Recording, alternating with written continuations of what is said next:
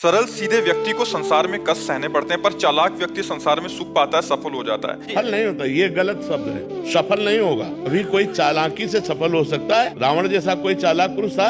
सब विद्याओं का ज्ञाता परम चालाक था। कालनेमित से बढ़कर कोई चालाक था? पूरी संजीवनी बूटी जैसी ही द्रोणागिरी में हर औषधि को कर दिया और साधु बनकर बैठ गए। हनुमान जी ने मार डाला, राम जी ने रावण को मार डाला, रहा न को कुल रोवा नहीं आ रहा। चालाक पुरुष सफल कैसे हो सकता? नहीं, सीधा सरल पुरुष कष्ट पा सकता है, पर सफल सीधा सरल सच्चाई पर चलने वाला हो। जैसे धर्मराज युधिष्ठिर बिल्कुल सीधे थे, यहाँ तक इतने सीधे थे कि युद्ध क्षेत्र में कल कौन सी रणनीति है वो जाके दुर्योधन सीधे पूछ लेता था। भ्राताश्री कल कौन सा चक्रव्यूह रचना है वो बता देते थे। इसीलिए भगवान दो बैठक करते थे, एक युधिष्ठिर के साथ और एक युधिष्ठिर से अलग। युधिष्ठिर के साथ जो बैठक की वो चक्रव्यूह रचना ही नहीं होगी, क्योंकि वो दुर्योधन को पता हो। इतने सरल थे कि वो आके पूछ लेते, वो पूरी बात बता देते। तो आप देखो विनाश किसका हुआ? चतुर चालाक, जिसके साथ शकुनी, दुशासन, कर्ण, दुर्योधन के साथ इतने चालाकी की हद थे ये लोग। तो क्या ये लोग सफल हुए?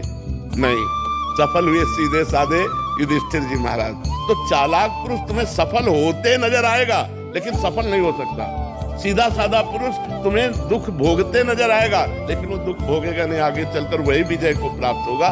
थोड़ी यात्रा ऐसी है जिसमें संशय हो सकता है देखकर कि बेईमान, दुष्ट, चालाक, कपटी पुरुष उन्नति को प्राप्त हो रहा है और धर्मात्मा, ईमानदार दुख को प्राप्त हो रहा है। लेकिन परिणाम में सही चल रहा है, उसका सही परिणाम होगा, और जो गलत चल रहा है उसका गलत परिणाम होगा पक्का। उसका पुण्य उसको साथ दे सकता है, लेकिन जो जीवन का परिणाम है वो ये पद नहीं है। मरोगे तो तुम्हारे साथ पद नहीं जाएगा, तुम्हारे साथ रुपया नहीं जाएगा, अच्छाई जाएगी, तुम्हारे सत्कर्म जाएंगे। और ये पक्की बात समझ लो, जब आपके आचरणों का, और भगवान ऐसी बुद्धि भ्रष्ट कर देते हैं कि खुला आचरण उसकी गंदगी सामने आ जाती है। आदमी की इज्जत चली गई तो किस योग रह गया? तो ये पक्का समझ लो, अच्छा पुरुष और धर्मात्मा पुरुष दुखी हो सकता है, लेकिन हार नहीं सकता।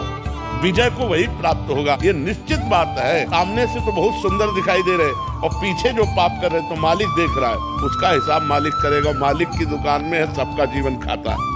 पाई भर का भी चूक नहीं होती हमारे मालिक से, एक एक बात का हिसाब होता है। अगर हमने अंगुली भी उठाई है तो उसका भी हिसाब है कि क्यों उठाई और कैसे उठाई।